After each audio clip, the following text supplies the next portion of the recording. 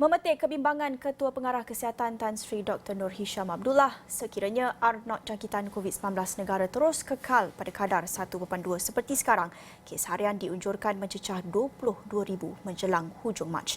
Dan Firdaus Azil yang berada di Johor Bahru dan sentiasa melaporkan perkembangan menjelang pilihan raya negeri Johor. Firdaus, memandangkan perkembangan baharu ini, adakah wajar PRN Johor diteruskan juga?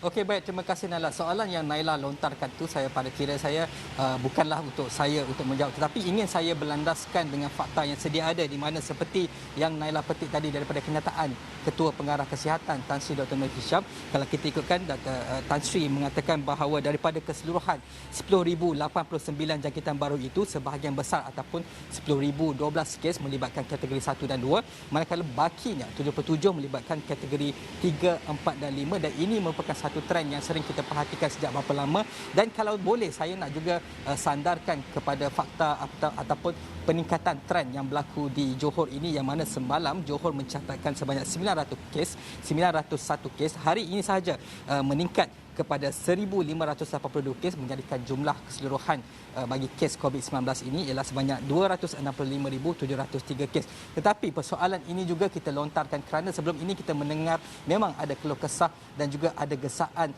mengapa diadakan pilihan raya negeri Johor dan sebagainya. Sedangkan kita tahu bahawa negara ini akan dilanda oleh varian Omicron, dan ini pun sudah menjadi kenyataan. Malah ini juga dipetik daripada kenyataan Menteri Kesihatan sendiri, Khairy Jamaluddin, yang mengatakan negara kini sudah pun dilanda wabak Omicron ataupun wabak COVID-19 varian Omicron. Tetapi kita lontarkan persoalan ini dalam satu majlis yang dihadiri oleh Ketua Penerangan UMNO Negeri Johor, yang juga merupakan Menteri Sains, Teknologi dan Inovasi, yang juga merupakan mantan Menteri Kesihatan Datuk Seri Dr. Adham Baba. Media bertanyakan tentang kegusaran, tentang jangkitan yang mungkin berlaku, mungkin akan meningkat mendadak sewaktu pilihan raya negeri Johor nanti, dan ini jawapan Datuk Seri Dr. Adham Baba. Dengarkan. Pengalaman kita dalam mengendalikan pilihan raya di Chini, pilihan raya di Melaka, Sarawak, di pelbagai. Jadi kita lebih yakin kali ini dengan adanya vaksin yang telah diberikan sebagai pelindung, pihak berkuasa dalam mengendalikan SOP ini dan juga SPR tentu sekali akan melindungi pengundi-pengundi itu daripada terjejas dengan jangkitan. Jadi saya yakin persiapan SPR terhadap kaedah dan juga cara tempat mengundi itu akan sekali lagi kita lihat bertepatan dengan unsur-unsur memberi perlindungan di samping boleh mengundi. Itu yang pentinglah. Jadi saya dah dimaklumkan kalau kes yang ada di negeri kita hari ini adalah kesan daripada kita terdedah dengan varian baru Omicron, dan kita perlu meminta kerajaan supaya segera mengambil tindakan supaya dapat melandaikan keluk ataupun memutuskan rantaian penyakit jangkitan ni, selain pada pemberian booster dos serta vaksin kepada kanak-kanak. Firdaus, bagaimana kalau PRN Johor ditunda, boleh atau tidak, dan apa mungkin aplikasinya dari segi undang-undang?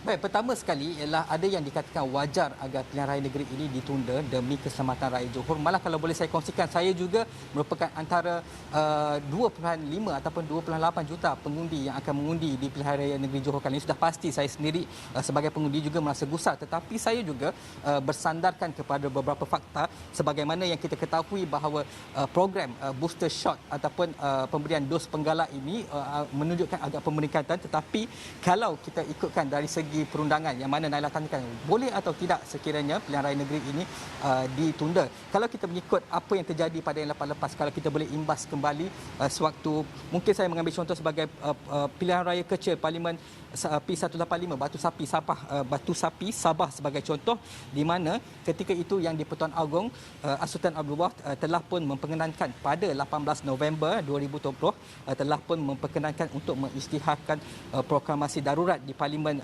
P185 Batu Sapi Sabah, kerana ketika itu sekaligus membatalkan, ini yang saya petik daripada laporan media, sekaligus membatalkan PRK kerusi itu sebagai langkah proaktif untuk membendung pandemik COVID-19. Kita juga terus bergerak kepada di mana pada 16 Disember pada tahun 2020, di mana Yang di-Pertuan Agong sekali lagi berkenan mengisytiharkan darurat terhadap Parlimen Greek yang sepatutnya diadakan dua pilihan raya kecil ketika itu, iaitu Parlimen Greek di Perak serta Parlimen Dewan Undangan Negeri untuk kerusi Bugaya di Sabah juga atas faktor yang sama, iaitu sebagai langkah proaktif untuk membentuk ataupun membendung gejala wabak COVID-19, yang mana ketika itu kenyataan itu diumumkan oleh Perdana Menteri ketika itu, iaitu Tan Sri Muhyiddin Yassin, yang ketika ini merupakan pengerusi Majlis Pemulihan Negara. Jadi berdasarkan itu, jadi soalan kepada Naila itu ia mungkin boleh dilakukan, tetapi bagaimanapun mungkin juga ketika itu kita tidak boleh, mungkin suasana ataupun situasinya sedikit berbeza, kerana ketika itu masih kita dalam proses pemberian vaksin untuk dos 1 dan juga dos 2, tetapi kali ini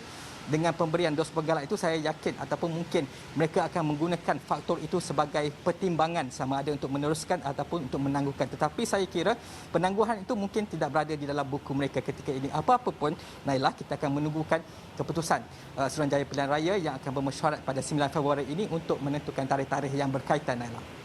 Baik, terima kasih Firdaus untuk laporan itu. Kita akan nantikan apa keputusan SPR dalam mesyuaratnya selepas ini. Kita beralih ke laporan seterusnya.